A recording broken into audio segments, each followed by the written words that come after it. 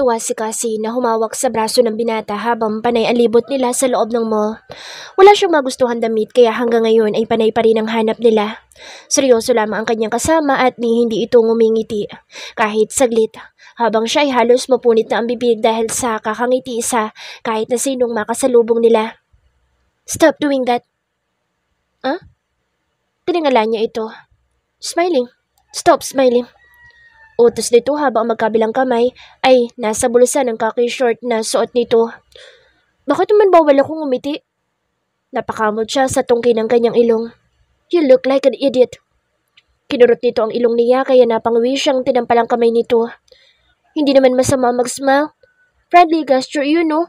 Hindi naman kasawa katulad mo na parang 3 na nakatayo lang at walang emosyon. You don't need to let them see what you feel. Just to please them. They'll taken you for granted. He reasoned out. Hindi ko naman ipinapakita sa kanila.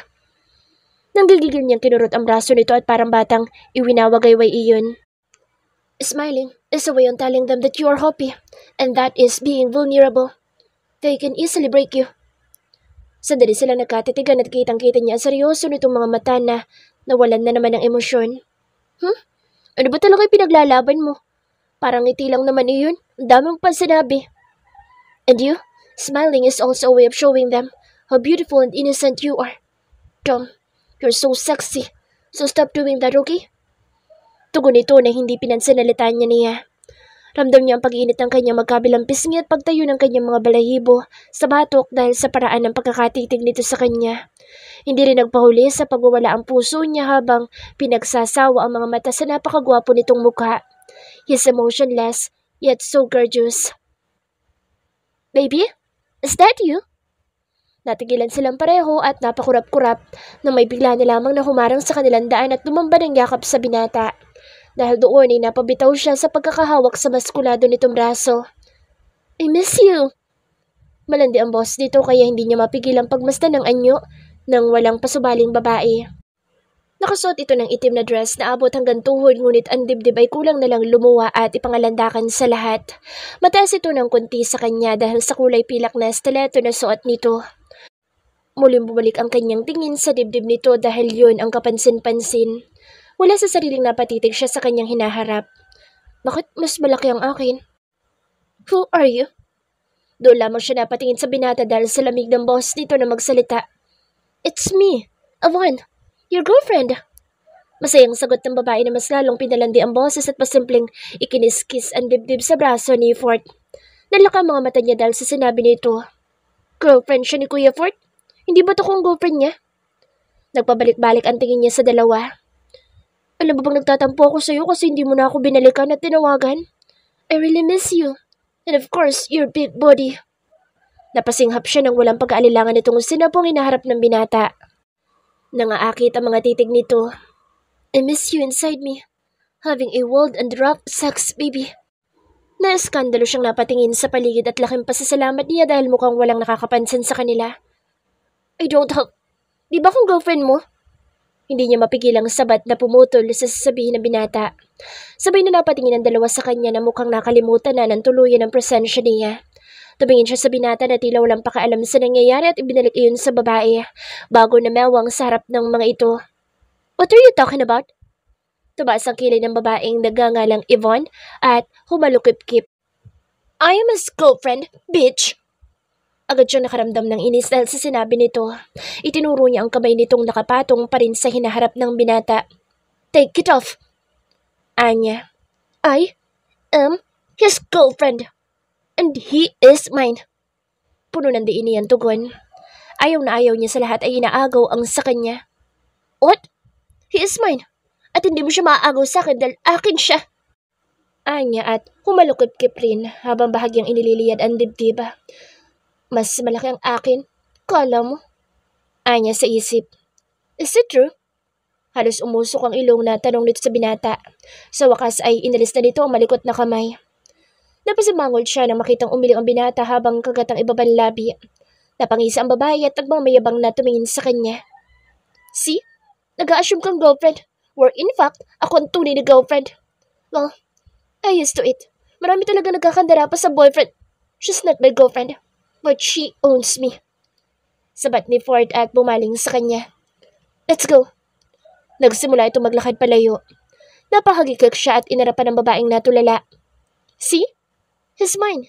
So back off.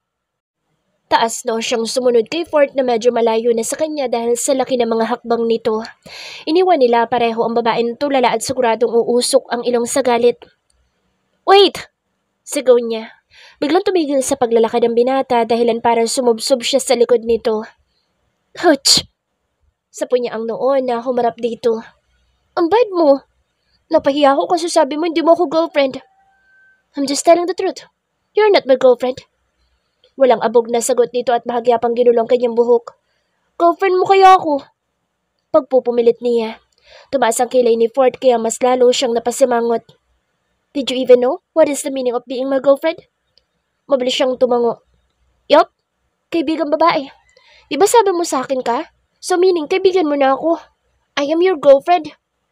Pagmamalaki niya. Bahagya siyang napaatras ng makbang ito papalapit sa kanya. Halos maduling siya dahil sa sobrang pagkakalapit ng kanilang mga muka. Wrong. Ngumisi ito at kitang-kita niya ang paglitaw ng mapuputi nitong mga ngipin at amoy niya ang mabango nitong hininga. Being my girlfriend means having you in my bed. Bedding you? Like there's no tomorrow. Ilang ulit siyang napalunok habang nanlalaki ang mga mata dahil sa bulgar nitong mga salita. Pinagpapawisan siya dahil naglalaro sa kanyang imahinasyon ng bawat salitang sinasabi nito. Nakaramdam siya ng takot at wala sa sariling napatingin sa hinaharap nito. Ayaw na ayaw niyang alamin kung gaano kalaki nakatago sa loob ng suot nito. So now, do you want to be my girlfriend? He asked, amused with her reaction. Hindi niya mahanap ang tamang salita na dapat isagot dito kaya pilit siyang ngumiti na nauwi sa ngawi. Tara na, bili na tayo ng mga damit. Nailang niyang pag-iiba sa usapan at tumakbo papasok sa butik na malapit sa kanilang kinatatayuan. Nilibang niya ang sarili sa paghahanap ng mga damit. Kahit paano toto'y hindi niya gusto ang mga presyo sa store na iyon. Mabilis niyang pinulot ang isang t-shirt na makitang papalapit na sa kanya ang binata. I thought you want to be my girlfriend. May panunokso sa boss nito pero hindi niya nilingon. Wala akong naririnig. She said repeatedly. Pahig na ako maging girlfriend ka. Bulong pa nito na ikinaiktad niya. Yumapo sa mga kamay nito sa kanyang bewang mula sa kanyang likuran. Pwede na namang pagtsagaan ang katawan mo. Umaplos iyon patungo sa kanyang tiyan kaya napaungot siya lalo at tumatama sa kanyang batok ang hininga nito. Hindi na nga eh. Ayoko na maging girlfriend mo. Anya habang nagpupumiglas. Why? Nakangising tanong nito habang mahigpit na nakayakap sa bewang niya dahil sa pagpupumiglas niya upang makawala dito. Ayoko nga makipag-sex sa'yo. Ayoko nun. Kasi naman nakakatakot. Natuloy siya sa kinatatayuan ng sumubsob ito sa kanyang leeg at kita niya ang pagtaas baba ng balikat nito na tila nagpipigil ng tawa. Tumatama sa kanyang balat ang malambot nitong labi dahil sa paggalaw nito. Ano nakakatawa dun? Nakakatakot kaya? Anya nang hindi pa rin ito humihiwalay sa kanya. You're so cute. Bulong nito. Ilang sandali pa'y tumigil na ito sa pagpipigil ng tawa at wala naman kasing boss na lumalabas sa bibig nito at nakatago ang mukha sa kanyang leeg. Napatili siya dahil sa kiliti ng kagat-kagatin nito ang leeg niya at sinamahan ng basa nitong labi. Nagiinit ang magkabila niyang pisngi dahil sa ginagawa nito. Bango mo? Anito. Bitaw na nga. Bili na tayo ng damit para makauwi na tayo dahil may work pa kami ni Ate Edith. Sa wakas ay inilayo nito ang mukha sa kanya ngunit hindi tinatanggal ang pagkakayapos sa kanyang katawan. Right. Sasama ko sa fitting room. Agad niya itong naitulak. Ayoko nga. Tumaas na naman ang kilay nito at seryoso ng muli. Let's go. Hinablot nito ang hawak niyang damit at hinapit siya sa bawang bago siya igiya sa fitting room. Bakit gusto mo sumama? Naghihilahan silang dalawa sa labas dahil nahihiya siya. Noong una naman ay hindi siya makaramdam ng hiya kahit magubad sa harapan nito dahil sanay siyang iba ang nagbibihis sa kanya. Ngunit ngayon ay may kakaibang init siyang nararamdaman sa katawan at natatakot siyang pati ito ay mapaso sa init niya. I will help you. Rason nito. Kaya ko na nga. No, I will help you. Ayaw nga. Napatili na naman siya nang buhatin siya nito papasok sa loob.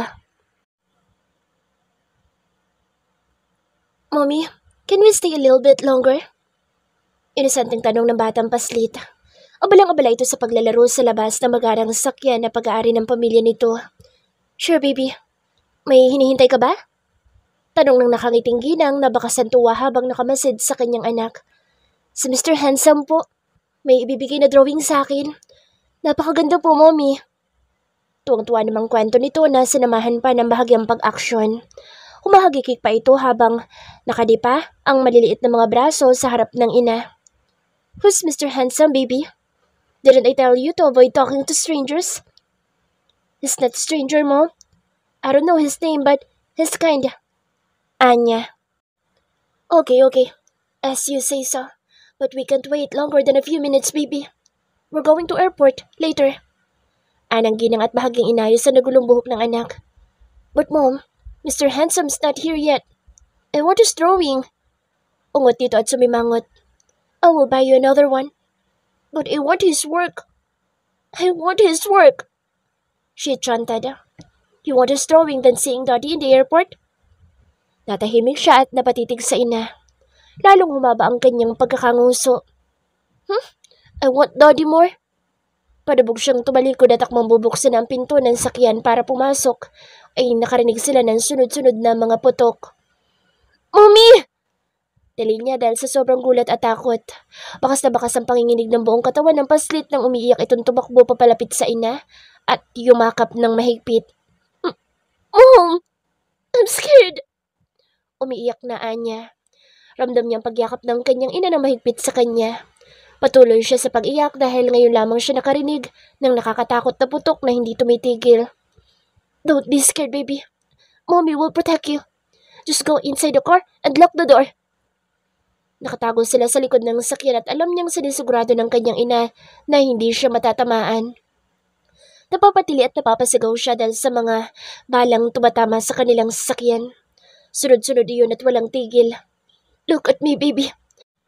Kahit natatakot ay tiningala niya ang ginang na sa kabila ng lahat ay nakangiti pa rin ng masuyo sa kanya. Hinaplos nito ang kanyang muka. Whatever happens, don't look outside, okay? Call your dad and tell him that we are trapped. Then close your eyes, cover your ears, and don't cry. Be strong, okay? Hindi siya nakasagot dahil ang mga luhay patuloy sa pagdagsa. Natatakot siya. Kinakabahan para sa kaligtasan nilang mag-ina. Alam niya ang ganitong senaryo dahil madalas niyang makita ang ama na nanonood ng action movies at alam niyang kapag tinamaan ng bala ay maaaring mamatay. Sa isiping iyon ay umiiling siya sa ina. How about you, Mom? Pinunasan nito ang luha niya. Don't worry about me. I can handle myself. Pinakatitigan niya ang ina na ngayon ay titig na din sa kanya. Nag-aalangan siyang tumango. Just promise me to be safe, Mom. Promise me. Niyakap siya ng ina niya ng mahigpit at hinalikan sa noo. Just go inside. Salip ay sagot nito. Nang buksan ng kanyang ina ang sakyan ay mabilis siyang pumasok sa loob at nilok ang pinto, tulad ng bili nito. Napatingin siya sa bag na nasa passenger seat at kahit hindi mapakali ay hinalungkat niya iyon at hinanap ang cellphone ng ina. Tatawagan niya ang kanyang daddy upang humingi ng tulong. Hindi man niya maintindihan kung bakit nasa ganito silang sitwasyon ay kailangan niyang sundin ang mga bili ng ina. Sa batang isip ay marami ng tanong sa kanyang isipan ngunit pilit niya iyong isinasantabi. Mabilis niyang hinanap ang numero ng ama ngunit bago niya pa iyon makita ay hindi niya mapigilang tumingin sa labas at nagimbal siya sa nakita.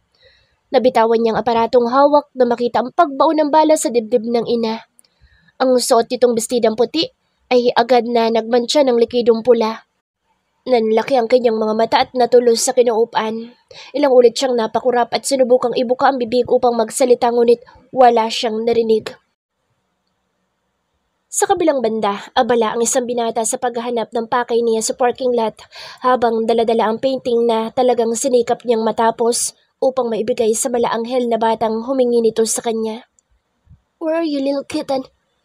Bulong niya sa sarili habang patuloy sa paglingalinga sa paligid. Sandali siyang huminto at tinitigan ang likha. Napangiti siya na makitang buhay na buhay ang magandang muka ng bata doon habang may masayang ngiti sa mga labi. Pati ang kislap ng mga mata at maayos na pagkakasuklay na mahaba nitong buhok ay kuhang-kuha niya. Kahit titigan niya lamang iyon ay tila personal na nakikita na niya ang kagandahan nito. Naagaw ang atensyon niya ng malakas na sigaw. Agad na binundol ng kaba ang kanyang dibdib nang makilala ang pamilyar na tinig.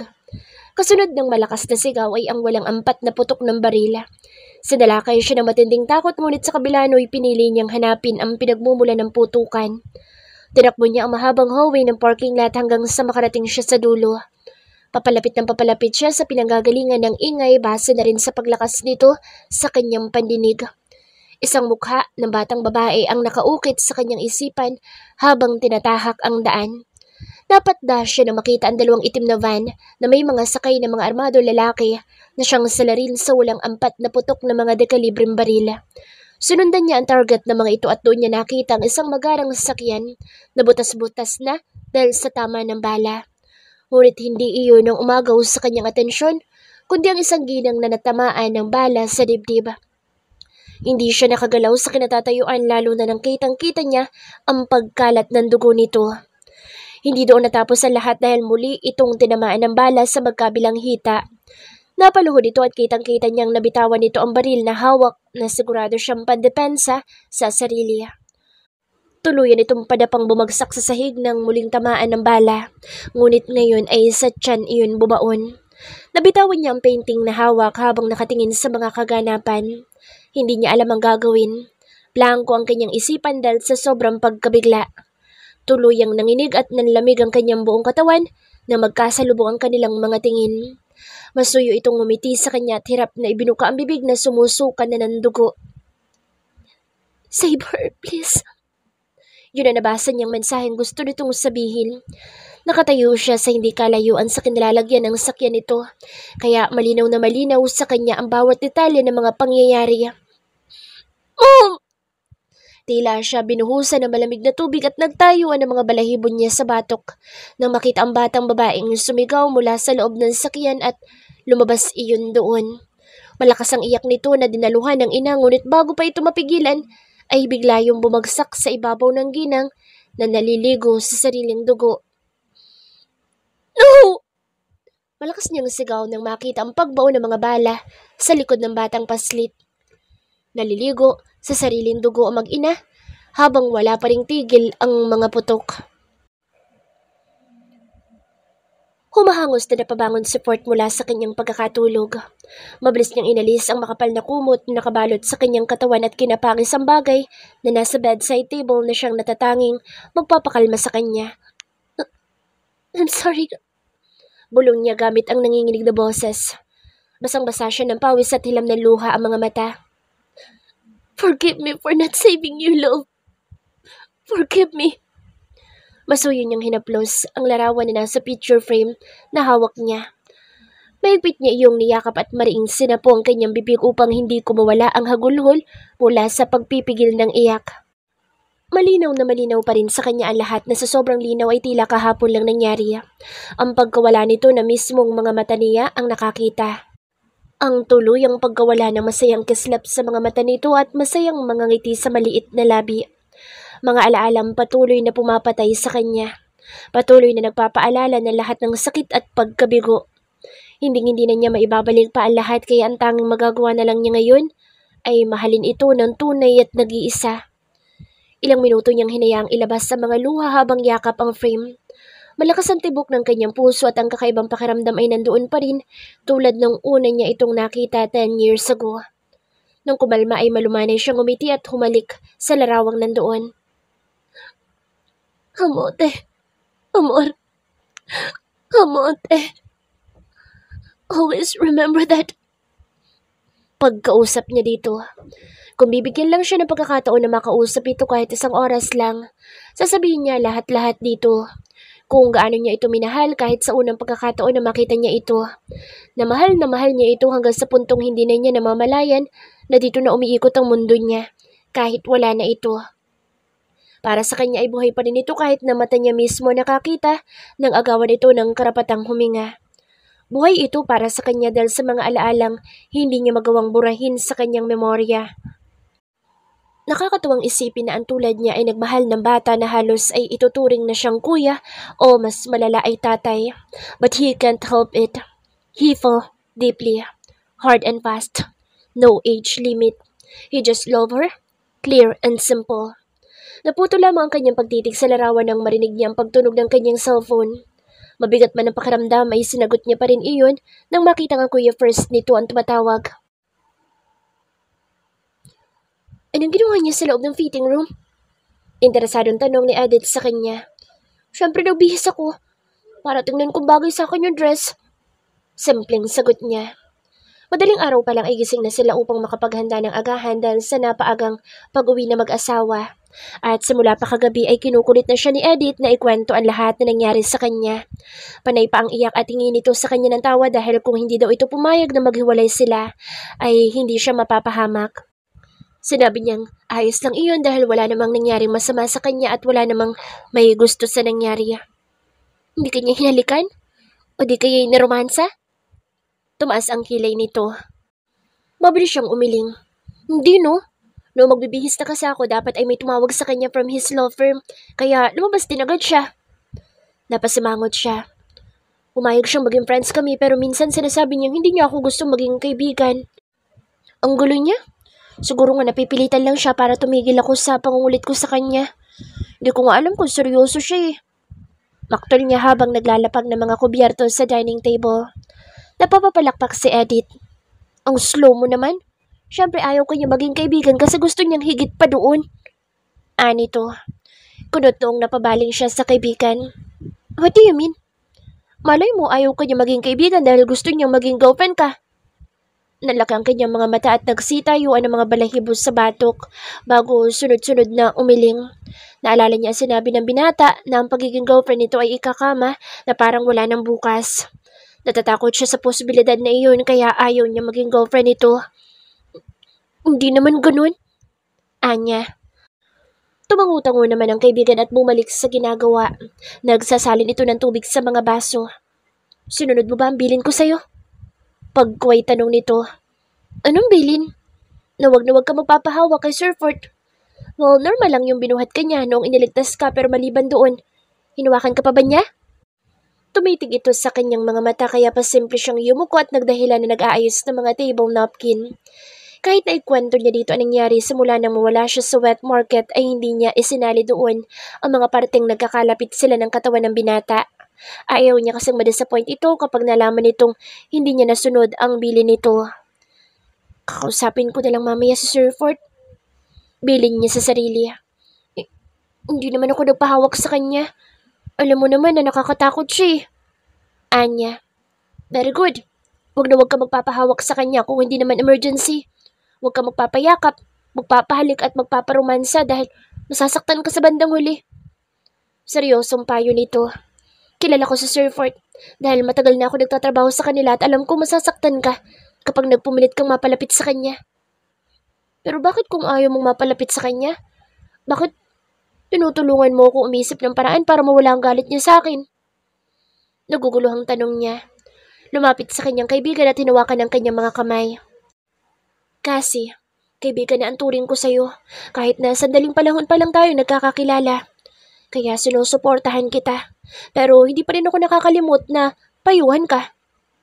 Napangiti siya at mabilis itong niyakap. Thank you. Bulong niya. Hinaplos nito ang kanyang buhok habang nakayakap sa kanya. Welcome. Bakit ka napatawag na madaling araw? Nagkatinginan silang pareho nang marinig ang pamilyar na boss na lalaking kanina ay laman ng kanilang usapan. Mabilis nilang tinapos sa mga trabaho nang marinig ang papalapit na mga yabag at tinig. Pagkatapos ay tumayo sila sa gilid upang mabate ang mga ito. Ilang sandali pa ay magkasabay na pumasok sina First at Fourth. Yumuko sila at bumati sa mga ito. Magandang umaga po. Sabay nilang tugon. Tango lamang ang isinagot ng mga ito. Ni hindi man lang bumaling ng tingin sa kanya ang binata.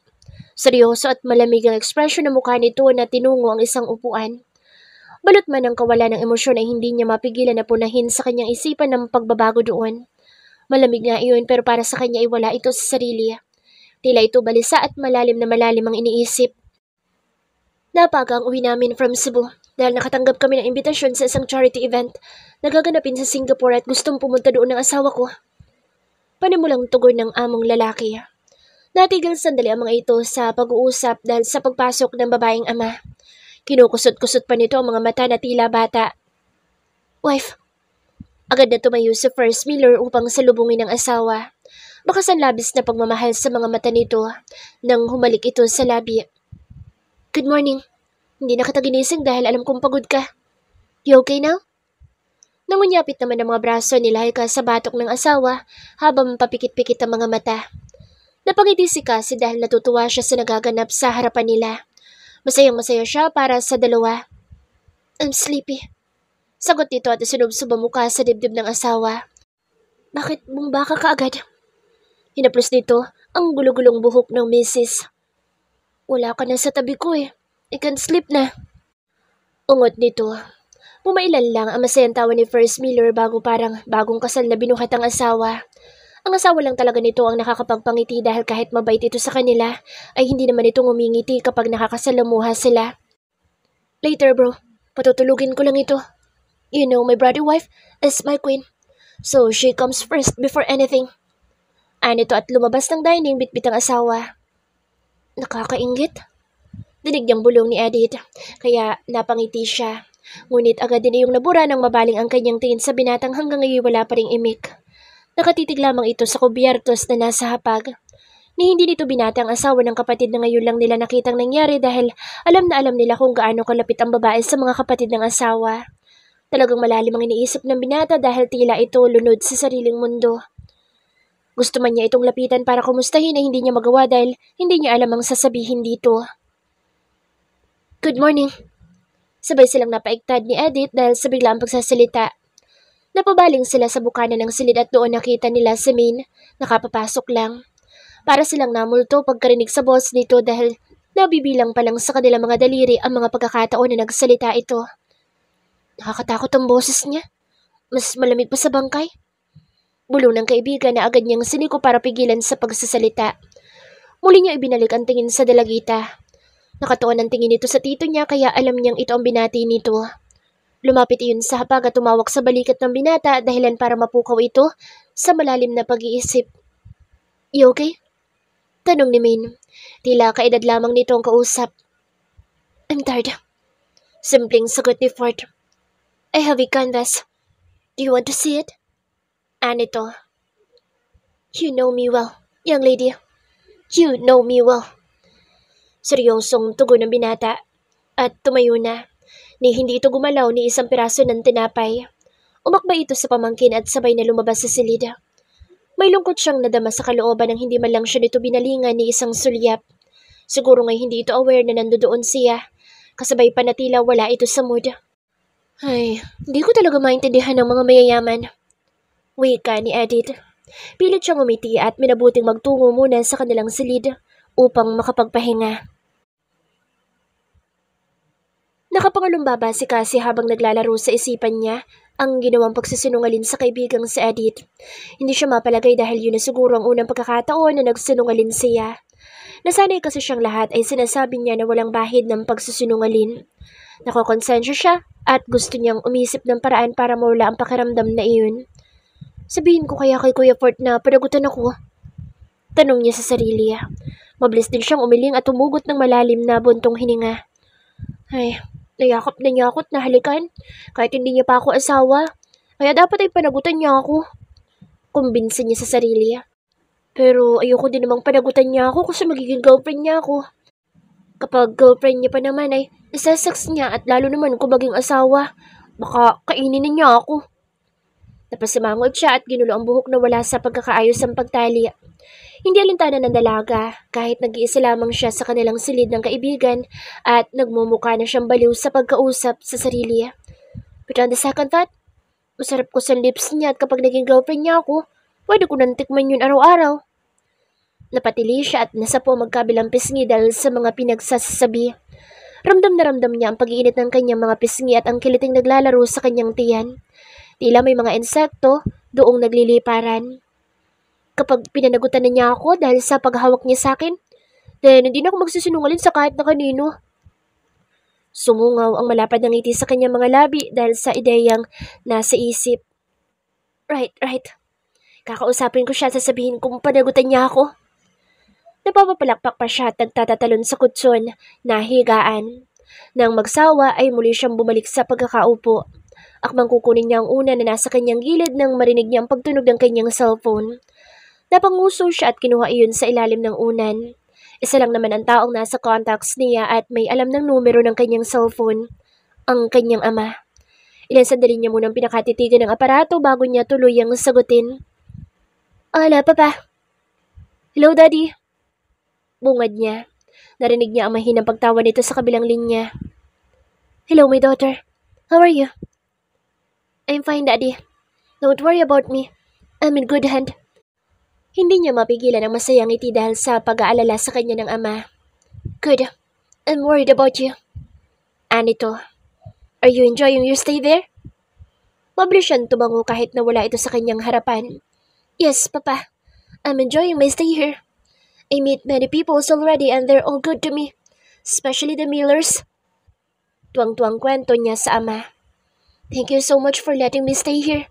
I love Philippines so much, Papa. And I hope you can visit me here some other time. You will enjoy here too. For sure. I will. I will. Narinig niya masaya nitong tawa. Always take care of yourself, Iha. But seriously, Papa, why did you call? Hindi niya napigilan ang pagsalakay ng matinding kaba ng matahimik ang kanyang ama sa kabilang linya. Ang kaninang malutong nitong mga tawa ay nawala at napalitan niyo ng seryosong tikhim. As much as I want you to enjoy your life there anytime you want, I can't let you. Panimula nito. Why? Agad siyang nakaramdam ng pangamba. You already know the answer. Nalaman nilang pinayagan kitang muling umapak sa Pilipinas at ngayon ay hinahanap ka na nila. Naikuyom niya ang mga kamao dahil sa kaba. Nagsalita na ng Tagalog ang kanyang ama at kapag ganoong sitwasyon ay alam niyang pati ito'y nangangamba sa kaligtasan niya. I know, you want a happy and peaceful life, and I'm sorry, my daughter. Even if I want to, I can't give you that. Our lives is a mess, and we should accept it, whether we like it or not. Anito. Hindi niya namalayan ang pagpatak ng kanyang mga luha. Mabilis niya yung pinunasan at tumikim upang hindi mahalata ng ama. I understand, Papa. Kailan niyo po gustong umuwi ako dyan? As soon as possible. Mas safe ka kung nandito ka sa ating bansa. I can protect you here. I know, Papa. I know. Muli niyang pinunasan ang mga luhat, huminga ng malalim. Aayusin ko lang po mga gamit ko dito tapos magpapaalam ako na babalik na ako dyan.